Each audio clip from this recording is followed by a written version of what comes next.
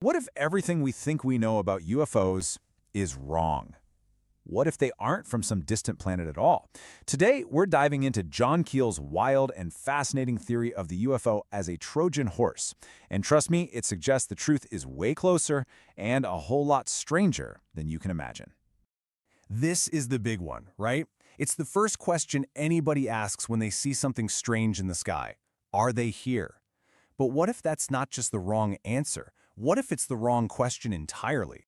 Of course, the easy answer, the one we all know from movies and pop culture, is a big yes. That's the extraterrestrial hypothesis.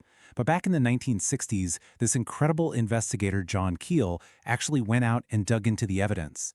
And what he found didn't point to outer space, it pointed somewhere else. Okay, let's get into it. To really get a grip on Keel's radical idea, we first have to talk about the popular theory he was trying to tear down. The ETH. You know this story. Physical spaceships, biological aliens, traveling across the stars to visit little old Earth. It's pretty much the foundation of modern ufology. But for a hands-on investigator like Keel, the stories he was hearing on the ground just didn't fit this neat, tidy explanation. And this is a really crucial point. Keel wasn't just some armchair theorist. He was out there, in the thick of it, interviewing hundreds of witnesses, chasing down leads, and investigating cases firsthand. He actually wanted to believe in aliens, but the evidence he gathered himself forced him to find a different answer. So, what did he find that was so convincing? Let's break down exactly why Keel started to think the classic alien theory just didn't hold water. Well, Keel's case was just full of contradictions. The physics were nuts, crafts making right-angle turns at impossible speeds. The sheer number of sightings all over the world made no sense for some kind of secret visit. But the biggest thing for him was the high strangeness. The encounters were just messy.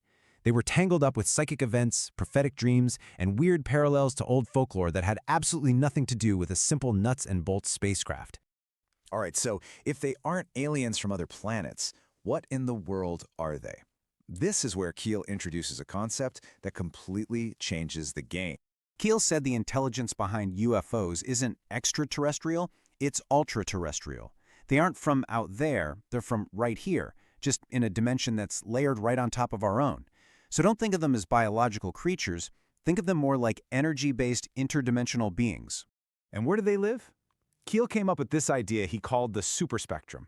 He imagined that our visible reality is just one tiny sliver of a much, much bigger energy spectrum, like one station on a cosmic radio dial. These ultra-terrestrials exist across that entire spectrum, and they can manipulate energy to pop into our world for a little while. They aren't flying here from some distant star, they're just, tuning in. And this brings us right to the heart of his theory, the Trojan horse. Because if these beings aren't really visitors, then the ships they show up in must be something else. So this is where Keel's theory just explodes into this grand, unified explanation for all kinds of paranormal weirdness. For him, UFOs were never just an isolated mystery. See, for Keel, none of this stuff was separate. UFO sightings, poltergeist activity, monster sightings like the Mothman, which he personally investigated, creepy men in black encounters.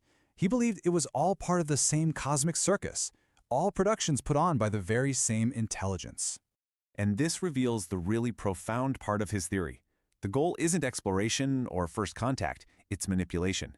Keel paints this picture of a cosmic trickster, a force that's been shaping and messing with human belief for thousands of years, for reasons we can't even begin to guess. This quote really gets to the heart of Keel's warning. He thought that everyone, the skeptics demanding a physical craft and the believers waiting for benevolent space brothers, were both totally missing the point.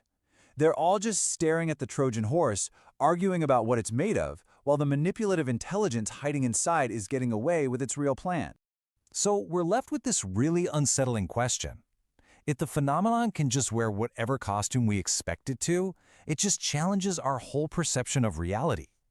Keel's theory really forces you to wonder, what are we really seeing when we look up at the sky?